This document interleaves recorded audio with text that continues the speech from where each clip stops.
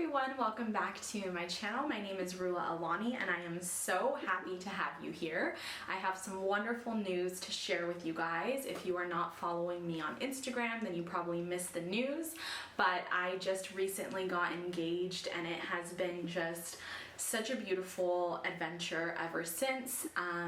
This was definitely one of those moments that I've dreamed about since I was a little girl, and I just want to say thank you to all of you for being here. All together as a community, I feel like we've all grown through this process, and I can't believe that I have found my life partner. I'm just so grateful and thankful to be on the route to getting married. So enough about me. Today's video is actually going to be answering your questions about my engagement, but also just dating in general and even investing business. I kind of laid it all out and said that you guys would be able to ask me anything you want, so I did get a variety of questions. I'll be leaving timestamps below in the description, so if you want to jump to a certain section of the video, obviously I encourage you to watch the whole thing. But yeah, let's just get right into it, and make sure if you are not following me on Instagram to go ahead and follow me over there, because I have been a lot more active on Instagram. So one of the questions was, how old are you? I am 26, turning 27 next month in August. What to do if the dating pool on the apps is not great? Well, when it comes to dating apps, first off, it's best that you are on a quality dating app. If you are on a dating app such as Tinder, you're probably going to have trouble finding people who are of quality. So definitely, first step is to download a top quality dating app. I have an entire video highlighting the top elite dating apps. I'll link that up above. So first off, just make sure that you are on one of those dating apps. Now, if you're on those dating apps and the dating pool isn't great, that's fine. Just be patient. You know, these things don't happen overnight. I was online dating for over 5 years before actually finding someone who I settled down with. So this isn't just some quick fix. This is more of a marathon, and you need to just dedicate yourself to the process. Know that you will eventually find someone. Start having this new belief that there are plenty of quality men and women on this app, and you'll be surprised at how things start to change. Just stay hopeful, download a few of those elite dating apps, and just continue swiping, continue conversating with people, and kind of sifting through potentials and seeing what's out there, because it is never too late. So just be patient, keep trying, and I wish you all the best of luck. Now, along those same lines, I was asked places to find interesting men and how to talk. So I have a video actually that lists 20 quality places to meet a potential match. I will link that up above. So that's definitely a good starting point in terms of getting yourself out there and starting to go to more events and, you know, public outings where you could potentially come across someone. Now, the second question is how to talk. I think that communication is such a big skill that I think all of us can improve on, and I do plan on making more content around that topic. One thing that I found, which is so crucial, is when you start focusing on you and investing in yourself and doing things that you're interested in, you are going to have so many things to talk about. Okay, I found that most people who have trouble speaking, they don't have a lot going on in their life, and this is why they don't really have anything to talk about. So start getting involved in activities, start presenting yourself with new content, with new information, with new knowledge. You're gonna have an arsenal of topics that you're interested in, that you wanna discuss, that you're interested in debating. So really, the more experiences that you put yourself through, the more things you're gonna have to talk about. It's as simple as that. So start doing things that are enriching you. You know, traveling is huge. I think traveling will give you so much to talk about. Start reading. If you don't like reading, start watching different things, right? Don't just watch the same old show that isn't really contributing to your life. Once you really do that inner work and you start really focusing on yourself and growing and all those things, you are naturally going to become a better speaker, a better communicator, a better talker. And just know that, especially on a first date, you know, give yourself grace. We all get nervous, we all get anxious, and we're probably not gonna be having the best conversation of our life on a first date. Conversation is one of those things that you can acquire over time, and I'm sure that you can have a much deeper conversation the longer you know someone and the more you feel comfortable with them. So in general, exposing yourself to new environments, to new ways of thinking, is definitely going to help you. So that is my answer to you, and make sure to check out that video where I talk about quality places to meet men, because I go through a lot of great locations that some of us might overlook. Okay, the next question is, what's the age difference between you and your fiance? So we have a 17-year age gap. Obviously, with him being older, because boy, oh boy, if I was 17 years older, then that would be a problem. How long do you want to be engaged? So this question to me is totally harmless, right? Because that's just how life goes. You know, you get a boyfriend and the first thing people ask is, when are you getting engaged? You get engaged and the first thing that people ask is, when are you getting married? You get married and then people want to know when you're having kids. And I think that's just our natural curiosity as humans, is to kind of want to know when this next big event is taking place. I am not like that at all. I really want to just embrace this period of being a fiance. I don't have any deadlines for getting married. I don't have a date. We're not even thinking about it. That's not even on our agenda right now. And I think that it's important to do things on your own time. Just because all your friends and family want you to have a wedding, what do you want? So my partner and I have been talking about, if we're gonna have a wedding, we are leaning towards just eloping, because we think that weddings just don't really align with us and they're a big waste of money. Another thing that is going to need to take place before we get married is us purchasing a home. So that is like a standard that I have when it comes to getting married, is that I'm not gonna get married if my partner does not own property, does not own a home and have that sense of stability. Now, don't get me wrong, he's a very stable man. He's had stable long-term rentals and all that, but that is just one of the standards that I have in terms of getting married. So for now, we're taking it day by day. We're just loving every single moment of this new experience as fiancés. And let me tell you, things are different. Like, we were living together before, and a lot of people had told me, nothing's gonna change, you're just gonna have a ring on your finger, like, your dynamic is going to remain. But let me just clarify that there is such a deeper sense of connection and synchronicity, like, between us. Like, we are so in sync and so connected.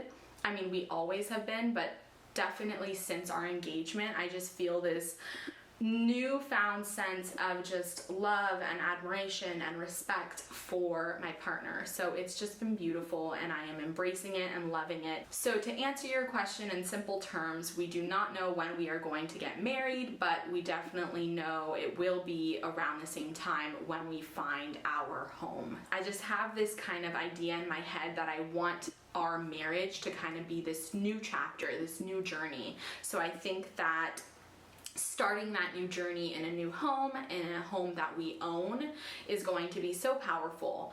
And so that is basically our plan for the next step. What is the nationality of my fiance? And my fiance is Indian. He is actually from the south of India, and he has introduced me to so many amazing foods. Like, I can't even begin to tell you how delicious their food is. Maybe I'll insert some pictures. The next one is, do you want kids? When and how many? So the answer is no, I do not want kids. Both my partner and I are on the same page when it comes to this. We are pretty big on no for kids, but Kids are a huge part of my life, and I think that automatically when I say I don't want kids, people either think that I hate kids or I would have issues with being a mom or any of those things, which is the furthest from the truth. Like, everyone in my family and even my friends tell me that I would make the most amazing mom because I'm always like giving off that big sister energy,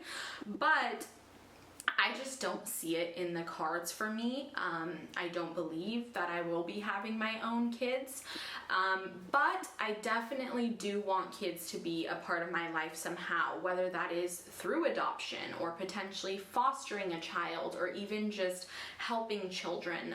I would love to definitely give back to the youth in any way that I could. As I age and as I get older, that is something that I would be more open to, but as of now, it is a no for kids. Okay, the next question states, do you have to be financially stable before you join the dating pool on a female standing point? Because I feel stuck when it comes to that. I feel I don't have enough money, so I might be rejected or something since I am living on paycheck to paycheck. So my short answer to this is yes. You must be financially stable, okay? Forget dating, forget finding love, forget any of that. I believe that every single person should be financially stable. And being financially stable just means that you have a savings account, you have an emergency fund, okay? Now, I'm not saying that everyone needs to become an investor, but at the minimum, you should not be living paycheck to paycheck, because that either means that your income is too low or your expenses are too high. So you either need a job that's going to be giving you a better income, or you need to somehow figure out a way to lower your expenses, right? Whether that's carpooling with a friend, whether that's living at home with your parents, whether that's renting a room out instead of getting your own apartment. Now, I know these options are not available to everyone, but you want to do everything in your power to set yourself up for the future, okay? If you are living paycheck to paycheck, then you are in survival mode. You are definitely far from being ready to date or find love. Think about it. You want to enter a partnership already full, already whole, already overflowing, okay? I know on my channel I talk a lot about meeting high quality men and attracting millionaires and all of this. You guys, I was not just broke going and looking for affluent men. I had a business, I had a savings, I had an investing account. Like, I was so far above just surviving when I embarked on this dating journey. So I encourage everyone to be financially stable, women especially, because you never want to meet a man and just ignore all these red flags because you're like, well, hey, he's gonna help me with my bills, or he's going to help alleviate some of the stress that I have. You want to enter a partnership because someone is a good person. You don't want to be meeting someone because they're gonna help out with your bills. So you really do need to get your finances in order as a woman. Now, the bar isn't as high for women, right? Because like I mention on my channel all the time, women are nurturers, okay? Technically, biologically speaking, men were put on earth to be protectors, to be providers. But unfortunately, in 2022, as a female, that doesn't mean that you can just be broke and, you know, not trying to set yourself up for the future, okay? There's a possibility that you may never find someone, right? You can't always just be looking out and hoping that someone's going to come and help you. You need to help yourself. So definitely work on either getting a better paying job or lowering your expenses, or ideally do both of those things, because you need to be able to live your life without just being in survival mode. Because when we are in survival mode, we are not thinking clearly, we are not thinking logically, we're thinking about how are we gonna get food on the table and do we have a roof over our heads, right? And that is not the space you wanna be in when you're meeting someone and you're having a fun time and you really want to meet someone, especially of quality, right? They're going to be very turned off by that sort of mindset. Okay, so Another thing I want to mention to you is taking a look at Maslow's hierarchy of needs. I learned about this in high school and college. I have no idea. I think it's been brought up several times throughout our education. And it's this thing that looks like a pyramid and there are levels, right? So the idea of Maslow's hierarchy of needs is until you have fulfilled one level in that pyramid, you are not to progress further. You have not established the foundation. In Maslow's hierarchy of needs, the whole premise is that in order to reach the next level, you must have mastered the previous level. Let me throw up Maslow's hierarchy of needs, and you're going to see that on the bottom level, you have your physiological needs. So this is survival mode. This is what you need to continue breathing. Food, water, shelter, warmth. Those are things that are going to be in that section. Now, if you have not even established that section, then it's super difficult to move forward, and you actually cannot move forward until your physiological needs are met. So once you have fulfilled your physiological needs, then you can think about safety. And safety is just that feeling that everything's all right. I'm protected, I'm safe, I'm healthy. Once you've established that, then you can go on to love and belonging, and that's friendships, relationships. Those sorts of dynamics cannot really exist until you have fulfilled your basic survival needs, okay?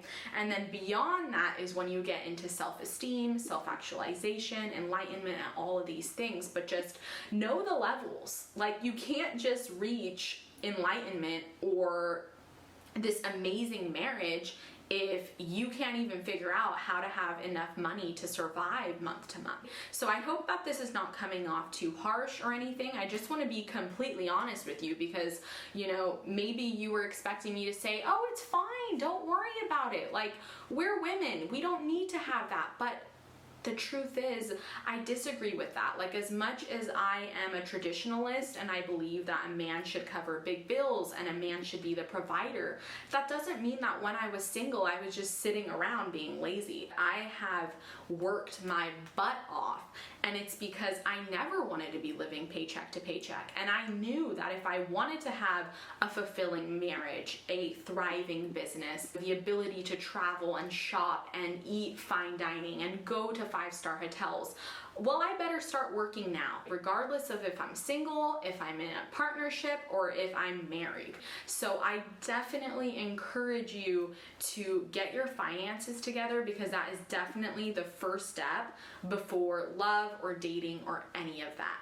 I actually do have a video titled How to Spend Money More Wisely, so I will link that up above. And I also have a video talking about why you should start investing. Now, I don't recommend investing until you've covered the basics, until you are not living paycheck to paycheck, until you already have a savings account and an emergency fund and all of those things. But that is definitely something to keep in mind for the future, because I'm sure you will get it together and you will be making more money, spending less, and just being fulfilled, right? So just start believing that you can achieve that, and you will, because I believe in you and I know that you got this. This one's actually a business related question, and it's how do you start an LLC? So the steps are going to be different depending on your location. Okay, so I just want to give you guys a heads up, but I will be telling you the steps on how to start an LLC in California. How do you start an LLC? Well, the first thing you're going to do is you're going to go to this website, sos.ca.gov website, okay? And when you get on that website, you're going to go to business entities, you're going to go to starting a business entity types, okay? So you're going to get kind of this drop down bar of all the different business entities. You're going to go to the limited liability company section. Now on there it says to form an LLC, go to bizfileonline.sos.ca.gov, log in, okay, so you need to go to that link, create an account, log in, and you need to register the business. Obviously, when you register the business, you need to have a name. You need to make sure that name isn't already taken. And you also need to file the articles of organization. Okay, now it's going to tell you step by step what you need to do. Okay, so once you have logged in, made an account, registered the business, and filed the articles of organization, they're going to send you a confirmation and they're going to let you know what the next steps are. The only other thing you really need to consider and think about is the $800 fee that you owe every single year. So all LLCs doing business in California must pay the annual franchise tax, which is $800. And you would go ahead and submit this tax to the Franchise Tax Board using Form 3522. Obviously, these steps are going to be different if you're in a different state, but honestly, you guys, the internet has so much information nowadays. Like, I was just as clueless and lost, and I still am. Don't get me wrong. But everything is a Google search away. Like, I'm telling you, if you look up how to start LLC in California, you will get the direct steps 1, 2, 3, 4, 5. Like, it is just laid out that easily. I will be leaving links down in the description just to make it simpler. And I also want you to know that I have posted a video on this topic where I go more in depth. It's called How to Start Your Own Business. It was like the 3rd or 4th video I ever filmed. It is a bit cringy, so just keep that in mind, but I will be linking that above just in case if you want a little bit more information. Okay, so the last question is perhaps the most controversial. And this is a question that I have been getting asked since the beginning of time. I'm kidding, not the beginning of time, but like for quite a while now. And that question is, why don't I share my fiance's face or pictures on my social media? I was debating on creating a whole nother video on this topic just because I'm running out of battery on my camera, but I'm gonna try to make it short and simple. I just want to say, if you are just dating someone, there is no need for you to be posting that person on social media. In today's day and age, you are going to date quite a lot before you find your person. That's just the truth of the matter. Most people are not getting married to the first boyfriend or girlfriend that they have. So you really need to start thinking long term. Do you want these photos to be up 10, 20, 30, 40 years down the line, so that your future husband can easily go and look up your entire dating history? That's already right off the bat one of the reasons why I think it is crucial and it is important, at least to me, to not share private things with the masses, with everyone and anyone. And you might come back and say, well, you can hide photos, you can delete photos. When you have all these pictures with someone, then all of a sudden you delete them and everyone wants to know why you broke up. Everyone feels entitled to know the story. And for me, I mean, I've gone through a lot of traumatic experiences. And actually, when I was young, there was, I think, 1 or 2 relationships that I was public about and that I posted photos about. And I remember my family at the time saying, like, we don't encourage that. You shouldn't post photos. And I remember being so young and immature at the time and being like, ugh, you guys are just thinking way too deep into this. Like, let me do me, let me share my life. And it's one of those lessons you really just need to learn on your own, because that's what happened for me. Was I realized that posting your partner does more harm than good. The first thing you want to ask yourself is, why do you want to post this person? Why are you so keen on me posting my partner, right? That's the first question to ask. And I think the main reason why people want to post their partner is to show off. Their partner is a catch, their partner is handsome, their partner treats them like $1 million, and they're like, hey, this is awesome. Like, let me show this off to the world. Another reason that they post it is because they need that external validation. They need that assurance from followers to know that, yes, this person is good for them. Yes, this person is right for them. Neither of those things resonate with me. I know that my partner is a huge catch. I'm sure that the majority of women would love to be with someone like my partner. He's handsome, he's affluent, he treats me like a goddess, he's respectful. Like, I could go on and on and on. on, but I don't need that confirmation or that validation from strangers to know that.